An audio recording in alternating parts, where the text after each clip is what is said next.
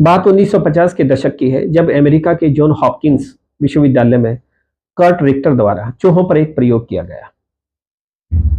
हालांकि चूहों पर किए गए इस प्रयोग को बड़ा क्रूर माना जाता है, लेकिन फिर भी ये कई मायनों में मनोविज्ञान तथा हमारे लिए लाभदायक था। इस प्रयोग के लिए कर्ट रिक्टर ने पानी से भरी एक बाल्टी ली और उसमें एक चूहे को छोड़ दिया। कर्ट रिक्टर ये जानना चाहते थे कि ये चूहा अपनी जान को बचाने के लिए कितनी देर संघर्ष करता है, अपने प्रयासों को जारी रखता है या कितनी देर सरवाइव कर पाता है। ऐसे में उसने पाया कि शुरुआत में चूहे ने प्रयास किए, लेकिन 10-15 मिनट बाद वो हार मान लेता है और प्रयास करना बंद कर देता है और मारा जाता है। इसी के दूसरे चरण में उसने एक और चूहा लिया और उसको पानी से भरी बाल्टी में डाल दिया। ये चूहा भी कुछ वैसा ही व्यवहार कर रहा था जान बचाने के लिए जैसे पहले ने किया। और जब कर्ट रिक्टर को यह लगा कि ये चूहा अब संघर्ष करना कम कर रहा है या धीरे धीरे जो है इसके प्रयास कम हो रहे हैं या डूबने वाला है, तो ऐसे में कर्ट रिक्टर ने अपना हाथ आगे बढ़ाया और उस डूबते चूहे को पानी से बाहर निकाल दिया।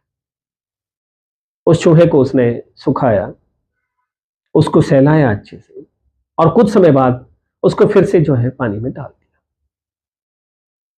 कर्ट रिक्टर को यह लग रहा था कि भाई मान लो पहली बार 15 मिनट इसने लिए, तो इस बार हो सकता है आधा घंटा, ज्यादा से ज्यादा 40 मिनट, 1 घंटा, 2 घंटे और ये सरवाइव कर लेगा। लेकिन जो परिणाम आए वो बड़े रोचक थे, चौंकाने वाले थे।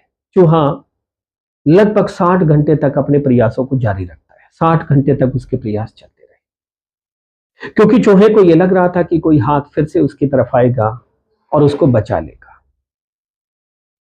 इस पूरे प्रयोग को द होप एक्सपेरिमेंट, आशा प्रयोग के नाम से जाना जाता है। दोस्तों, कई बार इसी तरह से हमारी लाइफ में हमें मुश्किल परिस्थितियों में फेंक दिया जाता है। ऐसे में हम जल्दी से गिव अप कर लेते हैं, जल्दी से हार मान लेते हैं, सरेंडर कर देते हैं। हमें ऐसा नहीं करना है। हमें निरंतर अपना संघर्ष जारी रखना है। कोई ना कोई उम्मीद का हाथ हमारी तरफ भी आ जाएगा और हम फिर से अपने जीवन में उठ खड़े होंगे।